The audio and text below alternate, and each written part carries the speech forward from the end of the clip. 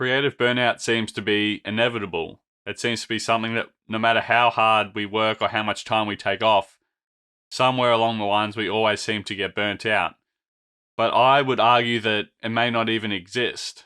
And there's been a few techniques that I've been implementing as of late, as I've been probably busier than ever to get around this problem. That's what we're going to explore in this episode. So the typical solution for burnout would be just take a break. After you've been through a busy period, maybe just take a few days off or do something different. And while I think that is going to help you feel better at least, it may not fix a burnout, but it's going to make you feel better because you're not actually doing the task that makes you feel burnt out. But the problem with that is you're not actually addressing the root issue. And so, for example, this week in particular, I've been flat out. I think, I've been doing my first day on Monday, I recorded 2 podcast episodes back to back in person, which was pretty crazy. And I was pretty mentally fatigued after that, but that didn't stop me from going home later that day and finishing, more editing that needs to be done, because the podcasting stuff that I'm doing at the moment takes so much time and effort. I mean, I am working at least 8 hours a day, 7 days a week, whether it's editing, recording episodes, posting, all of that just takes so much time. And if you want to know a secret, the Back to College episodes, they take 2 full days to edit. So obviously you've got the podcast episode, but then there's a trailer at the beginning. That takes quite a bit of time. Also, putting photos and things in between, the intro as well, recording that, putting that in the timeline with music, and the different overlays, all that takes, quite a bit of time. And, 2 full days may not seem like much, but that's on top of doing the other segment, Creator's Journey, where I'm talking with a creative guest. They don't take quite as long at the moment, just because the main focus is on Back to College and sort of making them, doing a bit more production value into them. But I eventually want to be doing that with Creator's Journey, probably sooner rather than later. And then also these episodes, to sit down and just talk to the camera. And even though it may seem pretty easy, and I was, up until probably today, I thought it was going along pretty easily, but it's just, it all takes time. And especially, we're at the stage now where I'm trying to onboard new clients. So I'm trying to be more salesy and actually, put myself out there and talk to people. But then that again takes time. And if I'm already spending all my time editing and filming podcasts, recording episodes, how do I have time to do all that extra stuff to work on the business, not just in it? And so, there's a lot going on, but I think and it has been for not just this week, it has been for the last at least several weeks.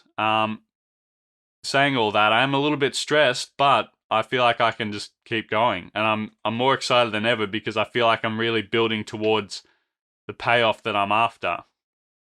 And the reason I've been able to do that is because I believe that burnout comes from resistance, which means, I can be overthinking, today I've got sit down, do 8-10 hours of editing. Like, that's not fun.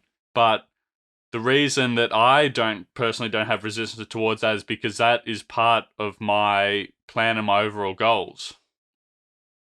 I understand that by putting in the work now and really developing my skills, creating a system for these podcast episodes where I know the ins and outs of how they work, that will allow me to then eventually get some help, bring on an editor, for example, and then get them up to speed as quickly as possible, train them, so then they can be helping me on the back end, doing all the editing, which takes the longest time. That is the biggest bottleneck of the process.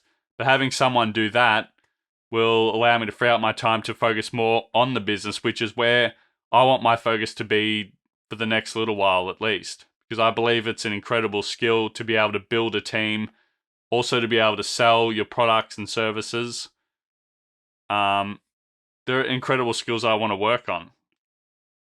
And so I think taking this approach of reevaluating my goals and what I'm actually trying to do has allowed me to just scrap the idea of weekends. I just treat every day the same. And that may seem pretty extreme, but for me, that's what I want to do. And I found more resistance when I was trying to take time off just for the sake of it. Because, people tell you, oh, you're working too hard, you should take a break, you should go see some people. And that's all true, but not for everyone. And I'm not saying I'm an exception to the case. I know for a fact that there's other people like me who are highly driven and just want to get to a certain point. I'm not going to do this forever. I'm working hard now while I can, while I have the resources to, and the time, and I can put the energy into it to have a payoff later where I can have more of that. I don't want to say balance because anyone's lifestyle can look different, but have more of the lifestyle that I want. And so I think it really just comes down to what your goal is and what you want to get out of it. Another example where I've sort of done this in my life is with basketball. And particularly when I was at college, I realized that I wasn't that good and I really had to catch up to be able to play at that sort of level. So while I was over there, I was training with varsity for 2 hours a day. I was training with junior varsity for another 2. And then I was doing weights on top of that. And then I also had my own skills session where I'd be putting up shots and doing ball handling and other things to improve my skills. So with all of those, I was playing 8 hours a day. And to me now, that seems absolutely ridiculous. But at the time, I loved it. It was the greatest thing ever. I could finally delve myself right into my craft and actually just give it everything that I had, which I hadn't been able to do up until that point. And it was only because my goals were aligned with trying to ultimately play professional basketball, but it was just to be getting more minutes. Then it was to become in the starting lineup. Then it was to be, the best in the team. Just sort of a progression of goals. And it just allowed me to just do it, to do what I loved and not feel any sort of resistance or hesitancy towards it, and no burnout. So I think I'll just leave you with that. I just wanted to touch on this interesting perspective because I know so many creatives suffer from burnout. And I think that comes from a place where, it's more of a feeling and there's not so much of a process behind it. It's like, oh, I'm not feeling particularly creative today. I'm not going to do anything.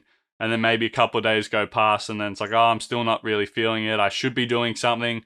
And all these shoulds, just eliminate them because everyone's different. You can do whatever you want to do. And ultimately finding out your goals and where you want to go to and where you want to progress to is going to allow you to work on what you want, enjoy yourself much more, and avoid burnout.